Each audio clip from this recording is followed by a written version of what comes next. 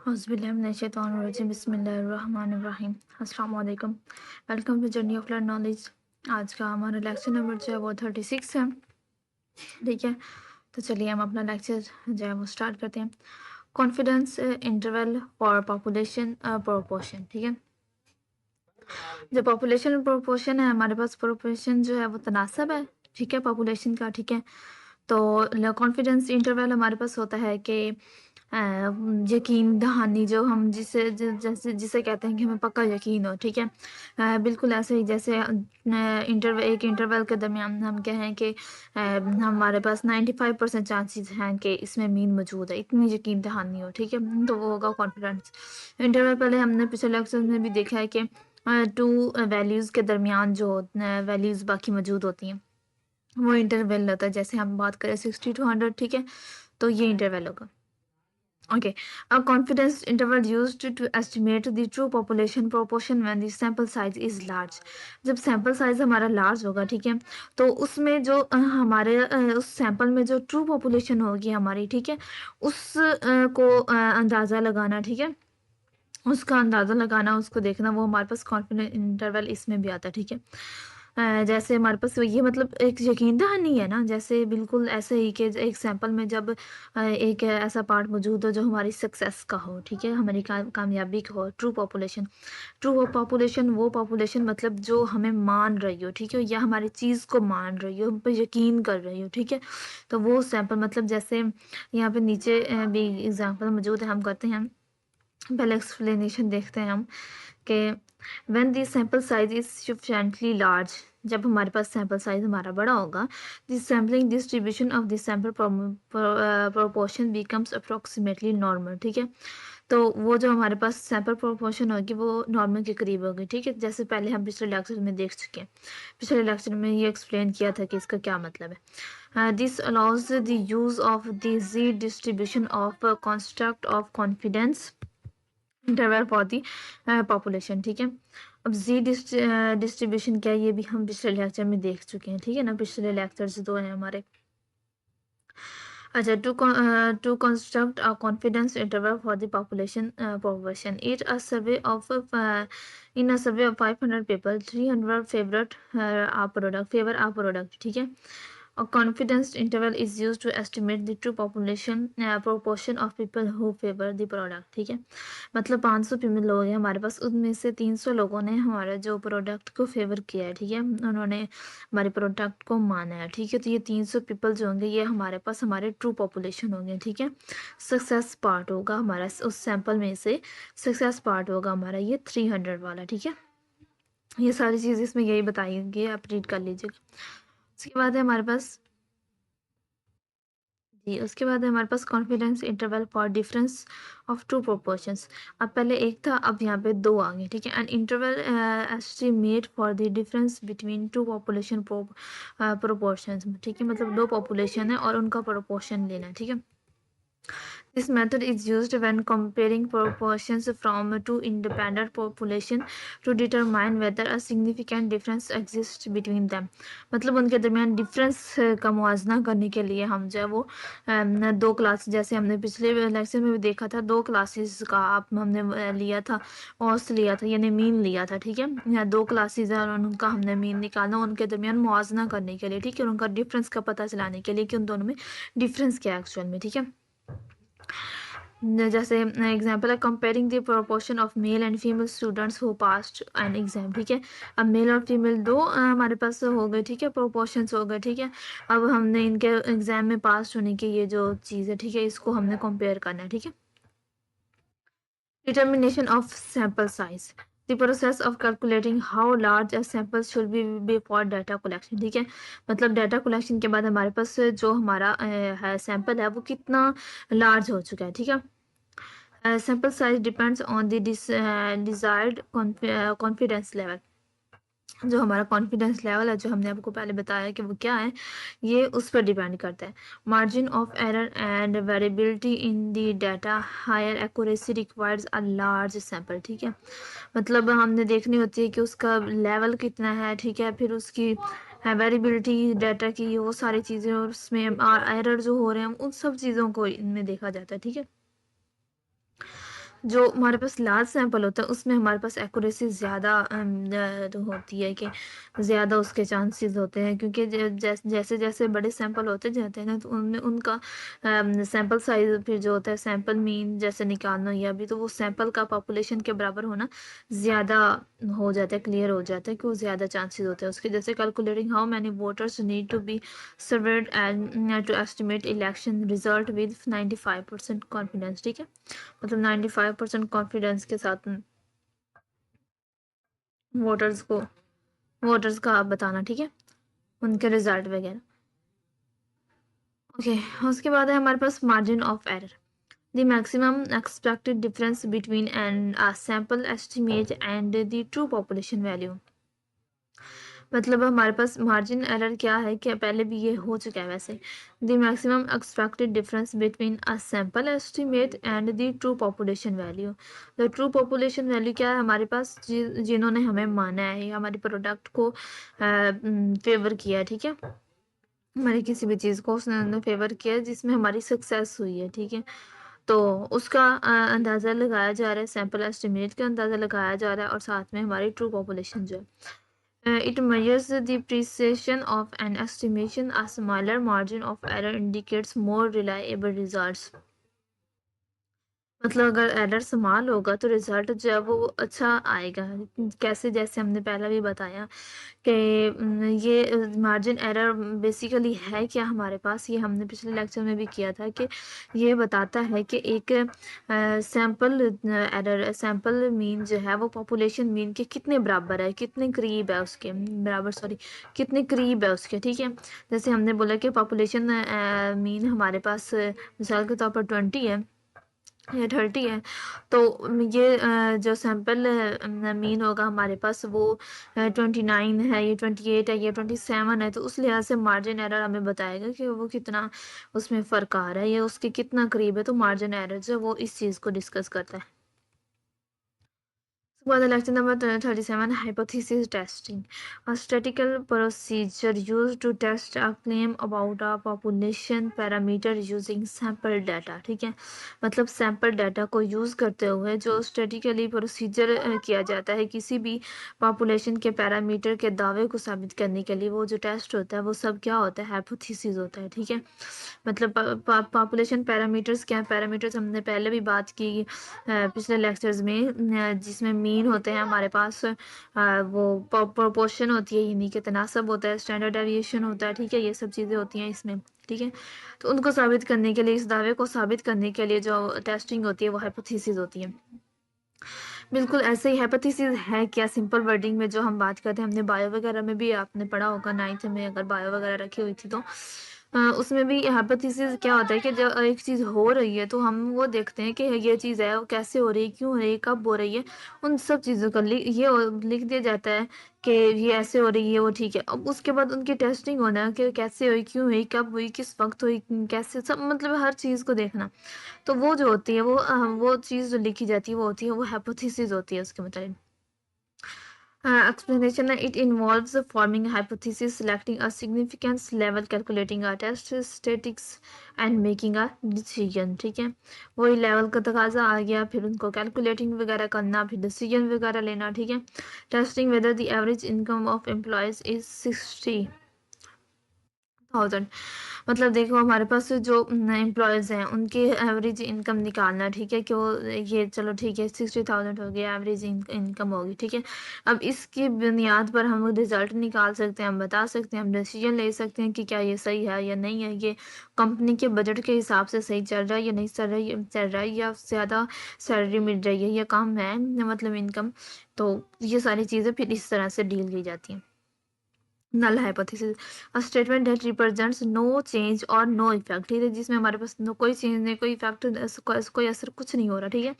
It is assumed to be true unless evidence strongly suggests otherwise, ठीक है।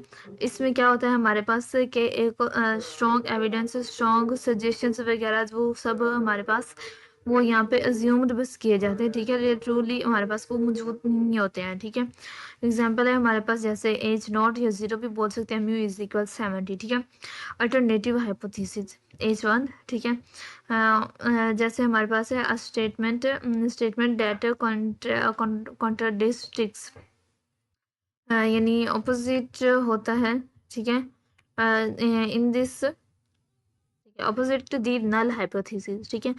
मतलब जो अल्टरनेटिव हाइपोथेसिस है ये नल हाइपोथेसिस के उल्ट होता है, ठीक है। नल में मतलब कुछ भी नहीं हो रहा तो यहाँ पे हो रहा है, ठीक है।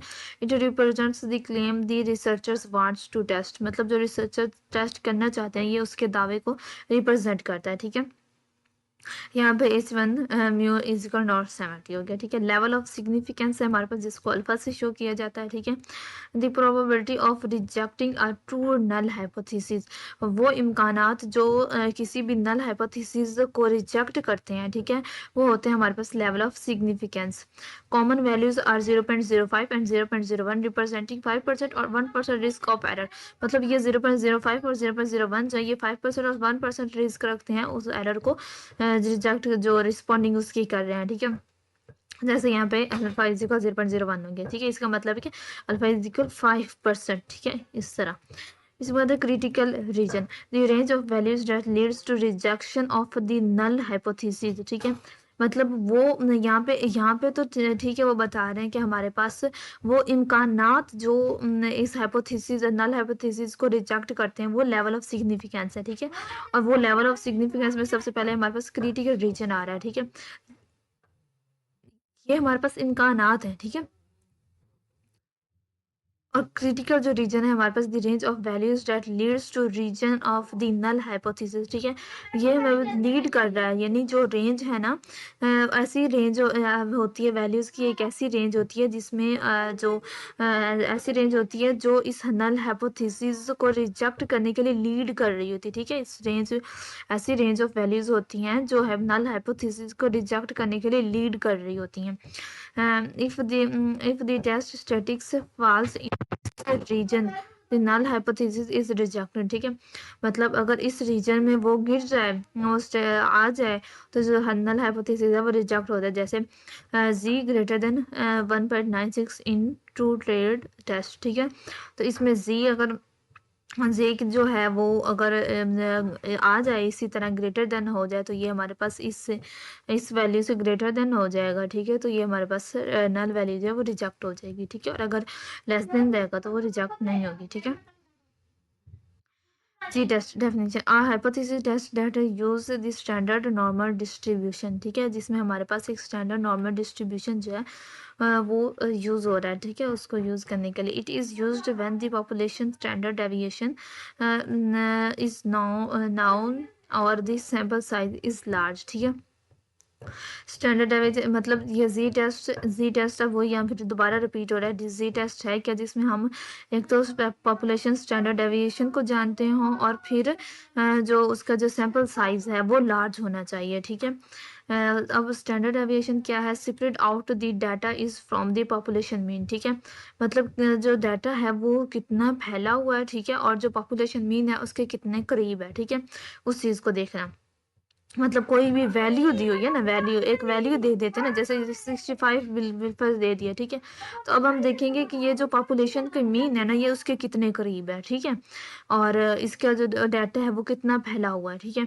तो उसका फैलाव कहाँ तक है, जाल कहाँ तक फैला हुआ है, इससे कहाँ तक वो दूर दूर तक मतलब कहाँ तक जा रहा है। तो वो सब जो होता है ये हमारे पास स्टैंडर्ड डेविएशन में होता है, ठीक है।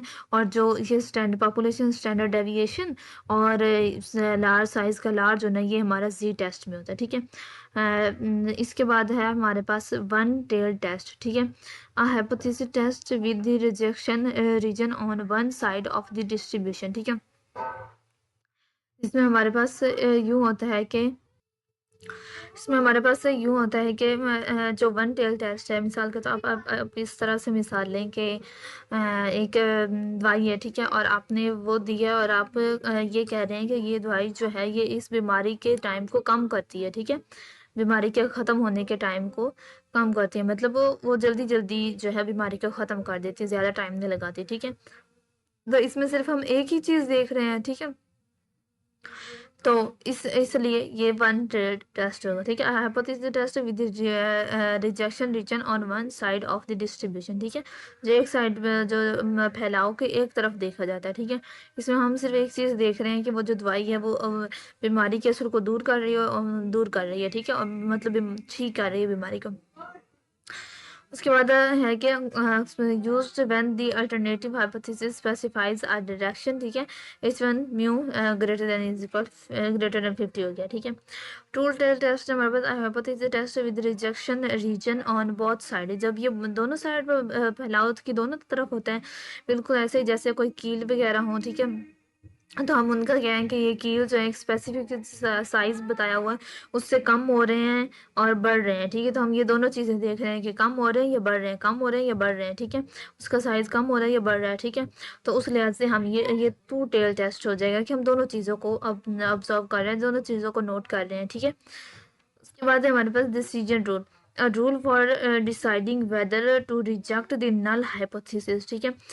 वो रूल जिसमें हमारे पास नल हाइपोथेसिस को रिजेक्ट किया जाता है, ठीक है। For deciding whether to reject the null, मतलब इस चीज़ को डिसाइड करने के नल वेक्टर को रिजेक्ट करना और नहीं।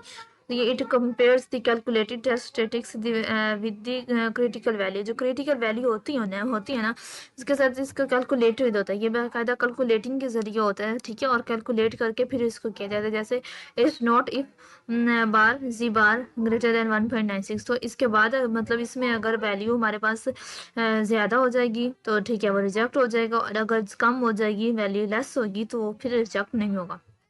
नेक्स्ट नंबर 39 है हमारे पास hypothesis testing for population proportion, a test used to evaluate claims about a population proportion, ठीक है। मतलब हमारे पास एक जैसे हम पहले बात हुई पॉपुलेशन प्रोपोर्शन, इतनी बात कर रहे हैं कि तनासब है हमारे पास, ठीक है। पहले कई बार बात कर चुके हैं, ठीक है। और हाइपोथेसिस का यहाँ पे टेस्ट हो रहा है, ठीक है। पॉपुलेशन में अब हम बात करें, a test used to evaluate, अच्छा ये हो गया। It compares the sample proportion with the hypothesized population proportion using a G test, ठीक है। यानी जी टेस्ट को हम यूज़ करते हुए जिनको हमने हाइपोथेसाइज्ड करना है, ठीक है, टेस्ट करना है हम जिसको उसको, और जो सैंपल प्रोपोर्शन होता है उसको कंपेयर करते हैं, मतलब वो पॉपुलेशन प्रोपोर्शन जिसको हमने हाइपोथेसाइज्ड करना है, ठीक है, यानी उसका टेस्ट करना है उसको, और जो सैंपल प्रोपोर्शन होती है उसको हमने कंपेयर करना होता है विद यूजिंग जी टेस्ट, ठीक है। Testing whether 40% of customers prefer a brand, ठीक है। जिस जैसे हम बात करें कि 40% लोगों ने कस्टमर्स ने हमारे ब्रांड को प्रीफर किया है, ठीक है। इसकी फिर हम टेस्टिंग करना, स्टूडेंट डिस्ट्रीब्यूशन, ठीक है। स्टूडेंट डिस्ट्रीब्यूशन यानी टी डिस्ट्रीब्यूशन, जैसे हमने पिछले लेक्चर्स में किया था जी डिस्ट्रीब्यूशन, ये टेस्टिंग बोल सकते हैं, ये टी डिस्ट्रीब्यूशन, ये टी टेस्ट, ठीक है। ये एक ही चीज़ है, एक ही मतलब स्टूडेंट हो गया तो ये भी एक ही चीज़ है सारी। अब probability distribution use when population standard deviation is non, मतलब वही बात हो गई कि जब हमने याद रखें कि जी डिस्ट्रीब्यूशन में हम जो पॉपुलेशन स्टैंडर्ड डेविएशन है उसको जानते हैं, ठीक है, वो हमें पता भी है, ठीक है। और जो मीन है, मीन वगैरह वो भी, उन चीज़ों को भी हम जानते हैं, ठीक है। लेकिन इसमें जो टी डिस्ट्रीब्यूशन होता है ना उसमें हम इन चीज़ों को नहीं जानते होते। हाँ, जी डिस्ट्रीब्यूशन में एक और चीज़ होती है कि वो लार्ज साइज होता है, और टी डिस्ट्रीब्यूशन में हमेशा स्मॉल साइज होता है, ठीक है। इन चीज़ों को ध्यान रखिएगा। It is wider than the normal distribution and depends on sample size, ठीक है। ये मतलब नॉर्मल जो डिस्ट्रीब्यूशन होती है उससे ज़्यादा फैला हुआ होता है, ठीक है। और इसका ये साइज पर डिपेंड करता है। Used when sample size is small, वो ये आ गया जो पिछले लेक्चर में हमने पढ़ा था, ज़्यादातर चीज़ें रिपीट हो रही हैं। Degrees of freedom, the number of independent observation in data set, ठीक है। मतलब एक डाटा सेट मौजूद है और उनमें कुछ ऐसे नंबर्स मौजूद होते हैं जो इंडिपेंडेंट होते हैं, ठीक है। कैसे for a one sample t test degrees of freedom equal n-1, n is equal 12, d f is equal 11, d f यानी डिग्रीज ऑफ फ्रीडम, तो इसमें से 11 होंगे, ठीक है। वो इस तरह से हम निकालते हैं, ठीक है। ओके, कॉन्फिडेंस मतलब वो होते हैं जो दूसरे पे डिपेंड नहीं कर रहे होते हैं, ज़्यादा ना होता है, ठीक है। Confidence interval using T distribution. अब कॉन्फिडेंस इंटरवल आ गया टी डिस्ट्रीब्यूशन को यूज़ करते हुए। And interval estimate constructed using D T distribution, ठीक है। मतलब एक जो हमारे पास इंटरवल है उसका हम इम्कानात या अंदाज़ा लगाना को तमीद कर रहे हैं with T distribution. T distribution को यूज़ करके हम अपने कॉन्फिडेंस जो इंटरवल है उसको बना रहे हैं, या जो भी आप अंदाज़ा लगा रहे हैं, ठीक है। Used when sample size is small and population standard deviation is unknown, ठीक है, वही चीज़ आ गई। Estimating the mean score of a class using a small sample, ठीक है। मतलब जो अंदाज़ा लगाने के एक स्कोर है, जो क्लास के स्कोर हैं, ठीक है, उनसे उसका मीन निकालना और सैंपल को यूज़ करते हुए, ठीक है। उसके बाद है हमारे पास लेक्चर नंबर 40। हमारे पास वन सैंपल टी टेस्ट, वही वन साइडेड हम पहले भी बात कर चुके, जो हमने बात की एक दवाई की जो कि जल्दी ठीक करेगी, वही बात आ गई, ठीक है। उसके बाद टू सैंपल टेस्ट, ये भी वही चीज़ आ गई है यहाँ पे, जिसमें हमने किलो की मिसाल ली, ठीक है। अब paired observation, observation collected in pairs from the same subject, ठीक है। मतलब एक ही सब्जेक्ट पर हमने ना दो पैमाइश यूज़ करना, पैमाइशी आलात यूज़ करना, या दो तरह की ऑब्जर्वेशन करनी है हमने, ठीक है। वो किस तरह, etch pair is related and they analyse focused on the difference, ठीक है। मतलब जो हमारे जो वो उससे रिलेटेड भी होते हैं और हम फोकस होती है हमारे उस एनालाइज उस कर रहे हैं, उसके जो डिफरेंस है उनमें उसको हम एनालाइज कर रहे होते हैं, ठीक है। जैसे blood pressure before and after medication, ठीक है। अब इसमें हमारा ब्लड प्रेशर पहले चेक किया, फिर हमने दवाई दी और उसके बाद फिर हमने चेक किया, ठीक है। तो हम एक ही चीज़ पर ब्लड प्रेशर ही चेक कर रहे हैं, लेकिन बिफोर और आफ्टर दोनों चीज़ हम वो देख रहे हैं, ठीक है। उसके बाद है हमारे पास paired t test, t test applied to paired sample data, ठीक है। इसमें भी हमारे पास वही आ रही है कि पेयर्ड सैंपल डाटा जो है था वो टी टेस्ट को अप्लाइड करते हुए हम ये करते हैं, ठीक है। जैसे it test whether the average difference between paired observation is zero, ठीक है। मतलब जो डिफरेंस है उनके दरमियान वो जीरो है। Comparing weights of individual before and after a diet programme, ठीक है। ये भी वही बात होगी, अब इसमें टी टेस्ट बस यूज़ कर दिए, बात तो वही हो गई ना कि हम वेट को देख रहे हैं कि पहले क्या था, अब उस आफ्टर डाइट, ठीक है, डाइट प्रोग्राम के बाद उनका वेट क्या हो रहा है, ठीक है। तो वो सर बात तो एक ही है ना। तो ये था हमारा सारा, ठीक है। ये हो गया, ये 40 तक थे हमारे पास, तो ये लेक्चर भी हमारे कंप्लीट हो गए। इंशाल्लाह नेक्स्ट 41 से 45 करेंगे हम। तो हम आपसे दरख्वास्त है कि आप लाजमी लाजमी हमारे चैनल को सब्सक्राइब कीजिए, याद से ज़रूर से शेयर भी कीजिए, लाइक भी कीजिए। हाँ, एक और बात आपसे शेयर करनी थी हमने कि जो है ना, एक सेकंड।